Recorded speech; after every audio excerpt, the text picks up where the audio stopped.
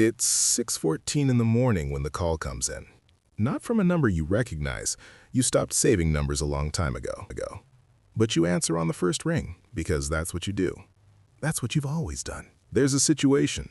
The voice belongs to Marcus Webb, Chief of Staff to Elliot Crane, the 43rd wealthiest man on the planet, and the most privately powerful. You've never met Elliot in person. You communicate through Marcus. Everyone does. A journalist.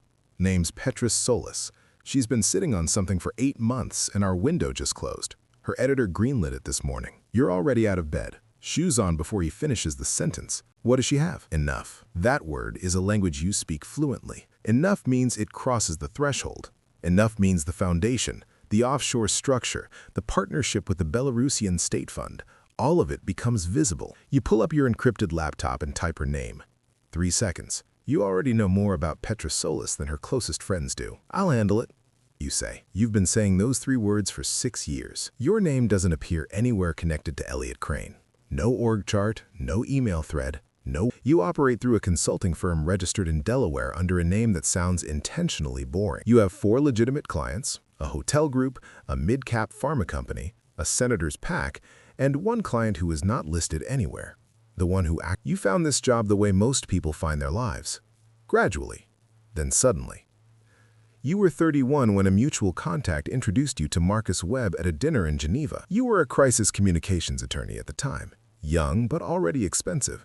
Already known for the kind of calm that people confuse with coldness. Marcus watched you handle a table dispute that evening. A minor thing. An investor threatening to make noise about a deal gone sideways. And you'd resolved it in 11 minutes without raising your voice. By dessert, Marcus had offered you a retainer. By the following January, you were managing things that didn't have names. Petra Solis lives in a 4th-floor walk-up in Washington, D.C. You know this. You also know she runs 6 miles every Tuesday and Thursday, uses the same encrypted email service as most investigative journalists, and has a source inside Crane Capital, a mid-level compliance analyst named David Holt, who's been photographed leaving her building twice in the past 4 months. You don't need to intimidate her. That's not how it works at this level. That's for people who haven't thought 3 moves ahead. What you do instead is call a former colleague at a media advisory firm, who calls a contact at Petra's publication, who plants a quiet concern with the legal department about the liability exposure of running a story with unverified offshore documentation. It buys you 72 hours. In that window, you locate David Holt. You sit across from him at a coffee shop near DuPont Kirkle, and you don't threaten him. You simply lay out what you know. His financial history, a restructured loan from 2019 that didn't entirely comply with the terms of his employment agreement, a classified internal audit he accessed without authorization in March. You don't say what happens next. You don't have to. The weight of what you know is sufficient. He stops returning Petra's calls that afternoon. By Thursday, the story's dead. Marcus sends you a wire transfer. The amount ends in 6 zeros. You deposit it in the same account you always use, the one registered under your consulting firm, flagged as strategic communications. Perfectly legal, on paper. You sit in your car for a long time afterward. This is what people don't understand about power. It isn't violent. It doesn't announce itself. Power at this level is a kind of gravity, invisible, constant, and total. Elliot Crane has never asked you to do anything illegal. He never will. There's no paper trail that would suggest otherwise. What he pays for is the removal of friction, the smoothing of surfaces, the maintenance of a world in which certain things simply do not happen. You are the mechanism by which certain things do not happen. The first year you told yourself there was a line, a clear one. You'd manage reputation, you'd handle legal exposure, you'd work the gray zones of compliance and disclosure, but you would not cross into territory that made you something other than what you were. The line moved, as lines do. It didn't move because anyone forced it. It moved because each situation presented itself as an exception, a one-time necessity, an urgent edge case, and you were good at rationalizing edge cases. It was, after all, the skill that made you valuable in the first place. By year 3, the exceptions had become the job. There are 12 people in Elliot Crane's inner architecture who know what the foundation actually does. 3 of them are attorneys under strict privilege. 2 are accountants in the Cayman structure. 1 is a former intelligence officer named Sokolov, who you've never spoken to directly, but whose name appears in documents you're not supposed to have. And then there's you. You are not in the inner circle. You are adjacent to it. The distinction matters. Inner circle means you have loyalty. Adjacent means you have leverage. No one has told you this explicitly, but you understand it the way you understand everything in this world, through implication, through proximity, through the quality of silence in a room when certain subjects arise. Marcus is always watching how you respond to silence. 4 months after the Petrosolis situation, a new problem materializes. A senator from Ohio, not one of your PAC clients, has been building a case for a Senate subcommittee inquiry into sovereign wealth fund co-investments. His staff has been requesting documentation from firms with exposure to Belarusian state capital. Crane Capital has that exposure. Not directly, through a holding company registered in Luxembourg, which is itself a beneficiary entity in a Cayman trust. The structure is legal. It is also 3 layers from a connection to a regime the United States government is actively sanctioning. Marcus calls you at noon on a Tuesday. "This one is different," he says. Different how? It requires a different kind of conversation.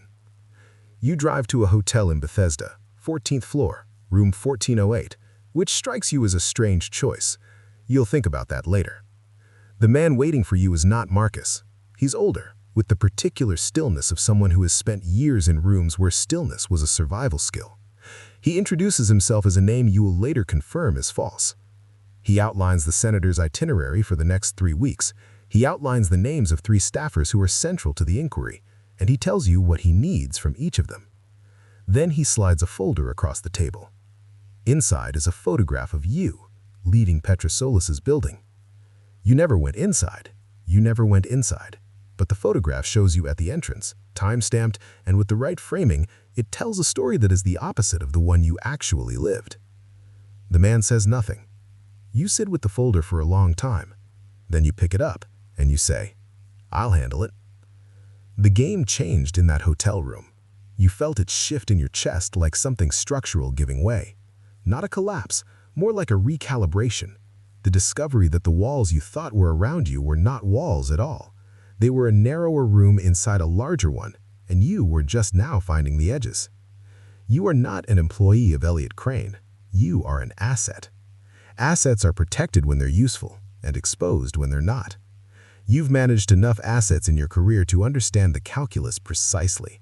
You are well-maintained, well-compensated, and surveilled in ways that would be invisible to anyone who didn't know where to look. You know where to look. You begin keeping your own records, not in the systems you use for work, not in anything connected to a server, a single USB drive stored outside your home.